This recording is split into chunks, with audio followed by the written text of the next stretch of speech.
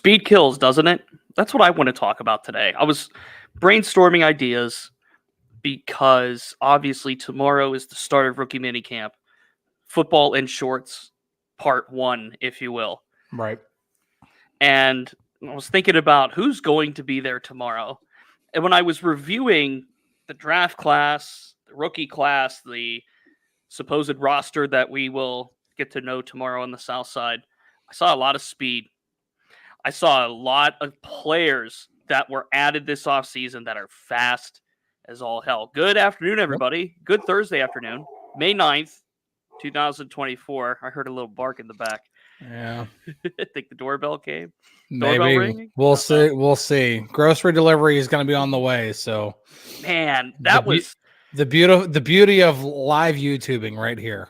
The beauty of grocery delivery, I think, is the real statement here. Like, that's underrated, grocery delivery. My car's in the shop, so I thought about doing a little DoorDash or Uber Eats or what have you for lunch. That adds up, though. And then I thought again, and I said, no, I don't want to pay more for the delivery than I do the food itself. It adds up. And like typically grocery shopping is actually done. I'm a little old school when it comes to that. And also mainly it saves money. But yeah, it can be quite expensive. But it doesn't happen all the time. Well, Lori, that is not a sign of rich rapport. Do not mistake that. It's to be honest with you, I think it's more valuable to go pick it up. I think the experience of ordering takeout is getting lost a bit nowadays. Like, you order it, you go pick it up, you get pizza delivery, right? We're so used to pizza delivery, but I like going into a pizzeria and picking out slices or getting my pie and then maybe hitting that little Coke machine on the side and picking up either a 2-liter or a can or whatever. I like doing that. I like the experience. I think a lot of the technology nowadays, before we do talk football, like online shopping, right? Like, online shopping it's crazy now. But the mall in my hometown, Hermitage, Pennsylvania, just closed this past weekend. Like, that was the place where I grew up, like, walking the halls. I would get my hair cut there. Like, I would go to the video game store there. I would go to the Pennies and the Macy's and the, at one time, Kaufman's. But they just closed the doors to that very mall this past weekend. A sign of the times, a harsh sign of the times, I might add. Okay, football. Sure, if you would like. Couple things, because I see one thing. I really am not in the business of trying to. It's not my place to call out other people, other reporters, what other people report. That's not what I do, so I'm not going to say anything about anybody. But Steeler Lee brings up this rumor about Najee, the saying that he actually asked to have his 5th-year option declined because he wants to play elsewhere in 2025. That is not what I'm hearing. I'll leave it at that. I trust my source telling me that there's real potential for a long-term contract. Not saying that that's going to happen. Key word there is potential. Sure. We still have a whole summer to go. That is not what I'm hearing. So, yeah. This is where you have to trust where the information is coming from. So that's the most that's just the best I can say about that. Even just hearing that kind of thing, that's not who Najee Harris is. Like, I know, like with the post-game comments at Buffalo, for one, right? Talking about how there needs to be more, this and that in the locker room. And I can understand how some in that building might take that the wrong way. But just like with Deontay Johnson, I think Deontay Johnson and Najee Harris both come from good places. I genuinely do. I think Deontay Johnson did all along when he was in Pittsburgh. We well documented Deontay Johnson's kind of growth as a off the field leader, as a locker room presence, as someone that kind of had to in that moment. Najee Harris is somewhat in a similar role, in my opinion. So, and this really plays into, I don't remember if it was yesterday or the day before, whenever I said it and went off on a irritated tangent of being like, listen, watch out for rumors, because just because the rumor might pop up on Twitter or on the radio or whatever, it will be picked up by site aggregators. It will be picked up by all of the different websites and blogs that take every little thing that's said about the team, whether there's actual facts behind it or not. If it's something that can get a conversation, if it's something that can get your attention and get you to click on it just to see what the information is, then that's what they're going to do. And so if somebody reports something like this, all of the different ones, and one of them I don't mind calling out, Steeler Nation, like it's a complete blog site. Some people like think that it's like affiliated with the team. It's got the gold check on Twitter. That is not, just no. Steer clear. That is not a place to get news. And this is one of the reasons why, is because they will pick up these type of reports and put them out there. And because these websites are so good at like doing all the necessary work to get the top hits on Google, a lot of eyes are going to see this type of stuff. And so that's how it spreads like wildfire, spreads like a virus. It really, really does. So that's not what I'm hearing. So that's all I got to say. And see, Lori asks about, what about the Bud Dupree news saying that the Steelers are in talks? Again, this is, where are you getting the information from? That's a report straight from Adam Schefter, one of the most trusted national reporters. When you're talking about national reporters, if you hear anything from Adam Schefter or Ian Rappaport, typically there's a really good chance that there's at least some semblance of truth behind it. Typically. And they're not the only two, of course, but no, there are other guys. Tom Pelissero is really good. There are a number of national reporters that you can trust. But then again, this is literally having talks with. This doesn't mean, oh, the Steelers are going to bring back Bud Dupree. This means there have been talks, and that might be the extent of it. The extent of it might have been Omar Khan calls up Bud Dupree's representation and says, "Hey, what do you guys think? What's the price tag look like?" And then that's it. Mm-hmm. We don't know how far those talks have gone. Yeah. I think we've had a lot of conversations on the show about media literacy more than once. Oh boy. I'll continue to stress this. But regardless of where you're at or what you're looking for, I don't care if you're looking for information on the flood down the street or on the building that's on fire down the block or on your favorite football team or whatever it is. Yeah. I've always lived by this, even when I wasn't working in news. Always, always, always, always start local. Always start local.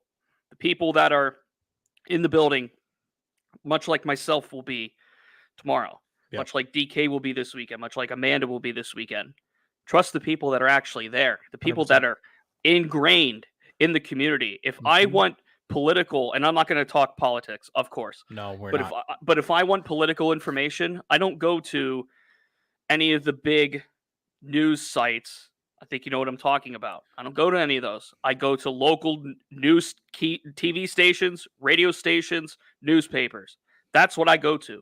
I go local first because they're the ones that are boots on the ground there, just like we are. Yeah. I know how global our outreach is here at DK Pittsburgh Sports, and I'm very thankful for that. That's awesome. But the roots are here. I think that gets lost a little bit. The roots are right here. They're in Pittsburgh. The name DK Pittsburgh Sports. Yes, it covers Pittsburgh sports, but it's rooted right here in Pittsburgh. So look, anytime you see, there might be the name like, whatever SteelerBlog.com, like that's fine. But that story or that aggregation, so to speak, could have been written by someone in his living room in Montana. No disrespect to the great people in the great state of Montana, but you know what I mean? Yeah. So again, as we get into the off season where, and we've gone through this already again, where just about anyone and anybody will post whatever they feel they can, because content has to happen at some points. You got to be careful of what's news versus what's opinion versus what's fact. So there's my soapbox media literacy talk of the day. So back to speed. The Steelers receivers. Some names here. And I'm gonna really, I'm going to list out all these players, and I'm going to put their 40-yard dash times with them. Okay. Or some dude in Texas. Sorry. Not for long. Not for long. Not for long. Sorry, I didn't mean to cut you off, but Joshua says, weren't we supposed to have guests today? Got moved, got bumped. We'll do it either tomorrow or early next week, but continue. Hey, and by the way, some dudes in Texas don't have at least 1 year of experience covering the team. Boots on the ground. In the facility. Yeah. Yeah, boots on the ground. Yeah. So anyway. And yeah. So anyway, and yeah, that's how I still have sources, by the way. I don't have, and that's the beauty of phones and cell phones and texting. And anyway, so George Pickens, 4.47. Okay. Good. Okay. Decent speed. Faster than me, certainly. Van Jefferson, 4.39. You could say he runs like a minivan. Roman Wilson, 4.39. No reaction to that? No. Okay. Scotty Miller, 4.36. Not bad. Quez Watkins, 4.35. It's Bowling Green's finest. Scotty Calvin Miller. Austin III, 4.32. That's pretty good. Do you think the Steelers are after a certain type of receiver right now with what they've been doing? I think what we've learned with Omar Khan over the last year and a half-ish, 2 years now, is that he has a certain type. And regardless of that's quarterback, wide receiver, running back, offensive line, etc., he has a certain type that he likes. And certainly this wide receiver room is very comparable with regards to speed. Now, obviously, speed within the wide receivers room is a big topic of discussion, but look at the draft pick of Peyton Wilson. Look at Troy Fautanu, how aggressive and how quick he is off the ball. Mm-hmm. Look at Ryan Watts and how he's able to play. So when it comes to the speed element and what the Steelers specifically did this offseason, right? Fautanu, Frazier, even to an extent. I know you can't really measure speed on offensive linemen, and that's not really as important, but they're still agile enough. Yeah, athletic at the center position. Yeah. And then I think one position that we're even forgetting, and like I just brought up receivers, but inside linebacker, Patrick Queen, Peyton Wilson, like just those two guys alone, way faster. Deshaun Elliott Deshaun Elliott on the back end, and then obviously Queen and Wilson in the middle on the second level. Like they got, and Dante Jackson on the outside. Like they got faster. Like Dante Jackson to me is an upgrade over Levi Wallace. Not a gigantic upgrade, but an upgrade nonetheless, and added speed. So yes, they got faster. No doubt about that. And that might just go to show that, like, listen, like just because this team looks to be a team that's going to, want to play the ground and pound game and want to be a very, very physical football team, set the tone physically, run the football, shove it down your throat. They also got a good amount of speed. And if there's anything you can't coach, it's how fast guys can move their feet. Richard says, hello from Italy. Well, ciao to you. That's amazing. Yeah. Welcome in. And look what they did last year, by the way, in the draft, right? Broderick Jones, Joey Porter Jr., Herbig, Benton. They got physical in last year's draft. Last offseason felt like the theme was physicality. Roberts, Holcomb, Seumalo, that draft class, like Neal, that free agent and draft class felt like the theme was physical. This one felt like the theme was speed and trying to mesh and blend those two philosophies. And these are the two Omar Khan off seasons that we have to look at. Like, it's very clear, like last off season, they saw a need for physicality. They hit it hard. This off season, it's clear they saw a need for speed, not the movie. Mid movies at best. Mid movies. Can we agree? Yeah. I mean, they were good action films for their time, but those type of movies don't age well. No, which makes you wonder why there's 1,000 Fast and the Furious. But I digress. Started. But that's what they went for. They addressed the desire for speed. How about that? Yeah. This offseason. And now you have this mixing of the both in the Omar Khan, I guess, regime, if you want to call it that. And I find that fascinating that they looked at these off seasons and kind of set a theme for it, it seems like, and then went for it. And they pretty much succeeded in both. Of course, last year's draft class, you can't really judge it after year one, but it looks good to start. But this one, on paper, all things considered, you broke down the Peyton Wilson film, you broke down the Frazier and the Faltanu and the Wilson. They all have speed. They all have that one trait in common. Yeah, only two guys I haven't done any breakdown on so far are Logan Lee and Ryan Watts. And so I mean, I've even not a full blown like deep dive, but a little like intel on each of the 5 undrafted free agents. And so yeah, it's interesting too, because hiring Arthur Smith and knowing his track record both in Tennessee and Atlanta. Now Tennessee and Atlanta are a bit of a different situation, even for Arthur Smith. And not just because he was OC in Tennessee and head coach in Atlanta, but Atlanta faster, definitely a faster team compared to Tennessee, which Tennessee was a bit more big and physical. You just look at AJ Brown, look at Derrick Henry, look at like some of the personnel that they had. And I think the Steelers have a good mix of both. You know what I'm saying? Like, you go off of that draft class last year, as you said, a bit more physicality there, and then definitely faster this year. So I begin to kind of wonder, like, how is, again, this kind of brings me back to the same theme that I've been thinking, like, what exactly is Arthur Smith's offense going to look like? Right. We have a really good idea because of what he's done previously, what he's done in 2 seasons as an offensive coordinator and 3 years as a head coach. But what is it going to look like with Pittsburgh? Because it seems like Pittsburgh's got a good blend of both physicality and speed. And so I'm really, really curious. And Mr. CJ Jr. brings up Martavis Bryant available.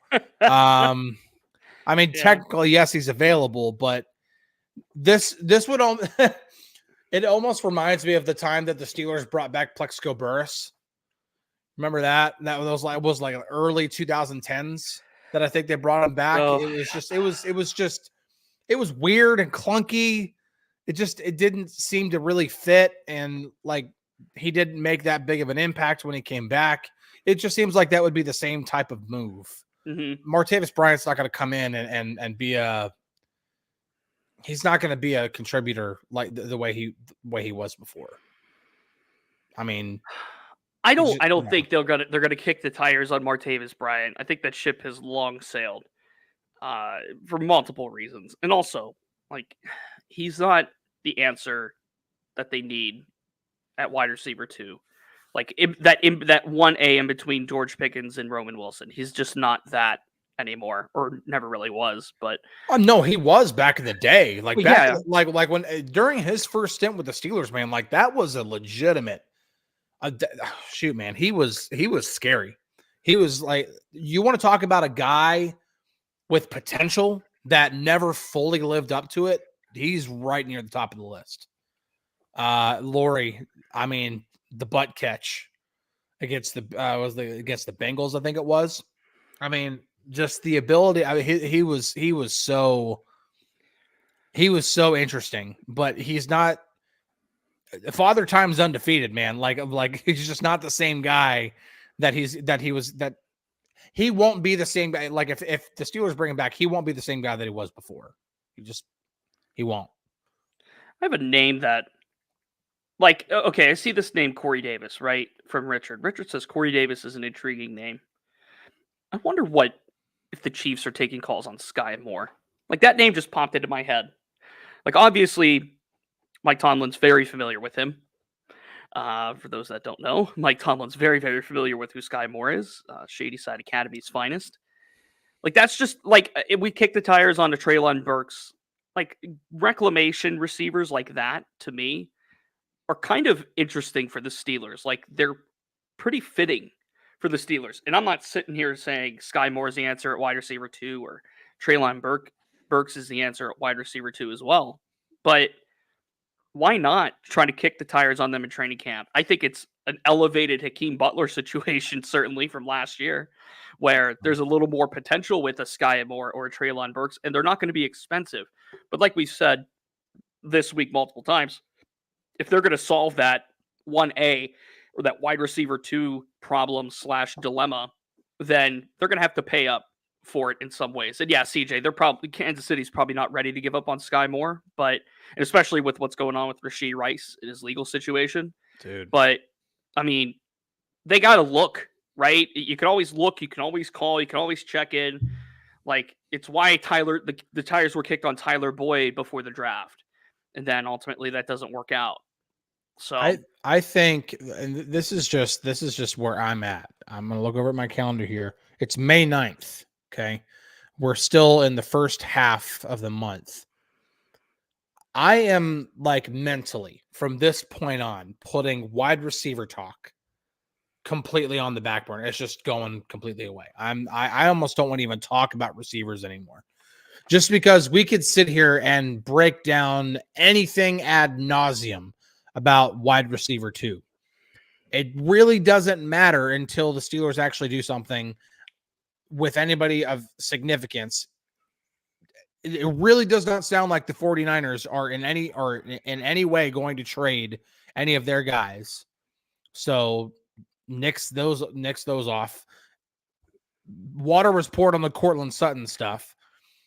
The only thing that I can say from here on out is wait until June 1st or post June 1st when teams can either cut or trade players and be able to save cap space on those guys. And until then, just put it on the back burner. Don't think about it. You can drive yourself crazy with the stuff. I'm tired of talking about it. So yeah, I don't see anything happening for the rest of this month.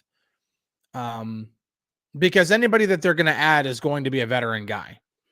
And the main people that really need to be able to be there right now are everybody else who's there. The only position that I would like to see now might be a slot corner that, have them address that before like OTAs begin and stuff like that. Because right now, like the offense is getting installed, I'm thinking primarily offensively here. The offense is getting installed. All the rookies are here. When they get to OTAs, if you bring in a veteran receiver post June 1, it's not the end of the world. It's not like they're going to have to catch up that much. Plus, the offense really doesn't get fully installed until training camp. Mm-hmm. So there's still time to learn the playbook, time to learn all the language and cadences and everything like that. Which, by the way, if you want to know anything about how that's broken down, I put it in the Steelers feed earlier. Dan Orlovsky put a 5-minute video on Twitter just explaining just a teeny tiny portion of how offenses are installed. It's fascinating. So look into that. There you go. And yeah, as Cody says, nothing's probably happening anyway until June 1st. That second cut deadline, so to speak. Mm-hmm. So DK Metcalf being the main name that's being thrown around there. So right. Yeah. And yeah, the asking price for him likely will come down on that as the Big Lebowski. Dude, tomorrow's already the 10th. Great movie. Phenomenal movie. That's one I've seen. Big Lebowski. That's one I've seen. Among the very few, I think, that I've seen. I will say of all the like movies that people need to see in their lifetime, you have a lot that you need to watch, but Big Lebowski is one of them, and I wouldn't even put that near the top of the list, but it's definitely a movie that people need to see. It's phenomenal. It's hilarious. I told you this is so good. I told you I am watching through The Office for the first time. Yeah. My girlfriend, for the umpteenth time, we just watched the Benihana Christmas episode. Good one. the competing one. Parties. Ed Helms taking Andy and Dwight taking Michael Scott and Jim to Benihana. Yeah, that's the third season is so chaotic. It's unbelievably chaotic. The second season's my favorite one, but season 3 is really good too. Off the rails. Season 4 might be my second favorite, but the one thing that sucks about season 4 is that it was shorter because that was the year of the writer's strike. Right. Back then. So the 4th season was cut short, but the first 4 episodes of the season were like the hour-long, back when like network TV was still a major thing. So they had like hour-long episodes. And so, Lori, yes, I have seen The British Office. I haven't, but I can imagine. Also phenomenal. And it just goes to show you just how good the American version was, because the American version had such a high bar to live up to. Yeah. Because the British one was so good. And yeah, but we can talk about TV shows another time. I don't know how. I don't know how. These actors and actresses don't break when Steve They do. Carell when Steve Carell's doing his thing. I know, but when Steve Carell's doing his thing, like completely break. We just watched the Prison Mike episode as well. Oh yeah. I would have lost it if I was in that room with him when he was doing that whole bit. I would have lost it. I don't know how everybody kept a straight face during that scene. So it's funny because like Bob, and this is in the 4th season, by the way, Bob brings up Dinner Party is the most cringe-inducing episode of The Office. Now, I agree that it's the second most cringy. It's also my absolute favorite episode of the entire show. It is so good. To me, the most cringy episode of Scott's Tots. That doesn't come up for another few seasons for you. Man, Scott's Tots is, I mean, it is painful to watch. So painful. Oh, it's so bad. Anyway, but no, Dinner Party is phenomenal. I don't like where that's going already from the title. I don't like where that's going. Scott's Tots or Dinner Party? Yeah, well, I've actually, believe it or not, before we started watching the series from the start, my girlfriend was like, "You need a little appetizer." So we actually watched the Dinner Party episode first, and then started with 1-1, which, to be honest with you, was a good idea because I was like, "Yeah, I need to see this. I get it." And now I'm hooked and I'm fully invested. As Bob said, that's what she said. Yeah. Oh, what a day! What a day! What else? Anything else on your mind that you want to add before we get out of here, Chris? I'm just excited that tomorrow is the first real activity, like real football activity. I understand it's still football in shorts, but when you wake up tomorrow, you're going to be able to go to wherever you get your Steelers news, which it should be DKPittsburghSports.com. That's where it should be. But you can go hear DK Pittsburgh Sports and get actual football content. You know, be able to watch videos of rookies taking part in individual drills, getting to see rookies like handle media scrums for the first time, and it feels like it doesn't quite have that first day of school feel to it. That, to me, that's more training camp. Like training camp definitely has more of that first day of school feel to it. Mm-hmm. It's almost like that. It's almost like this time of the year feels like the summer school. It's literally summer school. Well, it's like but it almost feels like the orientation that you go to before like a semester of college or something like that. Orientation. Yeah, like that's kind of what it feels like. Which makes, I mean, you talk about freshman orientation, you want to talk like this is literally the equivalent of it at the NFL level. It's rookie minicamp. Mm-hmm. So no, it's like that first little notch in like, okay, football activity is actually on its way. Because like once rookie minicamp is over, it's like we're less than 2 weeks from the beginning of OTAs. And then after that, it's like 3 weeks later, it's mandatory minicamp. And then a month after that, it's training camp. Like we're almost there, guys. It's kind of scary how quickly the off season goes. Trust me, I know. I need to get up there. I'm like, by the way, I will not be on the show tomorrow, whether we have a show or not. I will not be on the show tomorrow because good news, I think the roof's finally getting installed or getting replaced tomorrow. There you go. Which means a house can probably be on the market like next week. Good. So look at that. Making it happen. Yeah, about a month late, but whatever, man. It's happening at least. We'll get it. We'll get it done. So we can't wait to have you up here. Yeah. If there is a show tomorrow, it will be me and maybe Amanda for her introduction. But honestly, it depends on how things go on the South Side, timing wise, workflow wise, all of that. Yeah. So can't guarantee a show tomorrow. So with that said, my final thought, I suppose, is Happy Mother's Day to all who are listening. Of course. And we can't do this life without you. Don't get literal about that. Like literally, we can't do life without you. My mom is the best. No questions asked. I won the argument already, and I'm very thankful for my mom. Mom, if you're watching, and I know that you are, look away for a second. Look at the card I got her. All right, Mom, you looking away? Look at the card. Look at the card I found for her. Nice. Roll, and it does say for Mom. So you have to do a dad joke for Mother's Day. Exactly. From her son. From her son. Mark, no, it did not. All this rain definitely did not help. That is the reason why we're about a month late on this. Well, not the only reason, but it's one of the main reasons. Texas decided to turn into Seattle when it came to climate. It's not been happy, but yes, I also reiterate that. Happy Mother's Day. One of my favorite weekends of the year. Happy Mother's Day to your wife.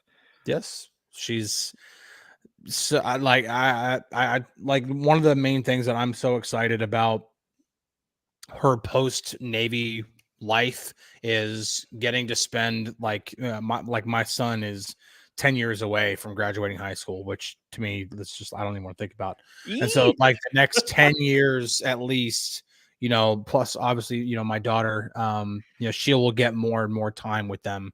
No drill weekends anymore where she has to spend a weekend away once a month. No annual trainings to worry about.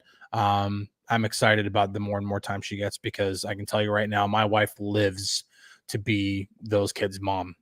So I'm Mother's Day is a phenomenal time to celebrate everything that the women in our lives do. So 100%. That's a great place to end on. We may be back tomorrow. We'll find out. We'll see. It'll be me. I won't be. It'll be me and Amanda, or just me solo. But we'll cross that bridge when we get to it. If you see a show at 3 tomorrow, then we're having a show. If you don't, then we're not having a show. There's the best answer I could give you as of right now. Yeah, I literally could not do a show here because of all the noise that would be going on. I mean, they're replacing the roof. It's gonna be like the scene of Home Improvement, literally. Yeah, I'm gonna spend the majority of the day away from the house just because I will drive myself crazy. There you go. Well, enjoy your free time wherever you're spending it. Well, I'll be doing errands because I have to do last minute stuff to get the house ready. Because if we're gonna try to list it next week, of course, that means probably a lot of errand running. Of course. So good luck. We'll talk to you all. We'll talk to you all soon, or whatever your favorite hardware store is. No free ads. No free ads. We'll talk to you all soon. He's Chris. I'm Corey. This has been the Southside Beat on a Thursday. Have a good day, everybody. Cheers.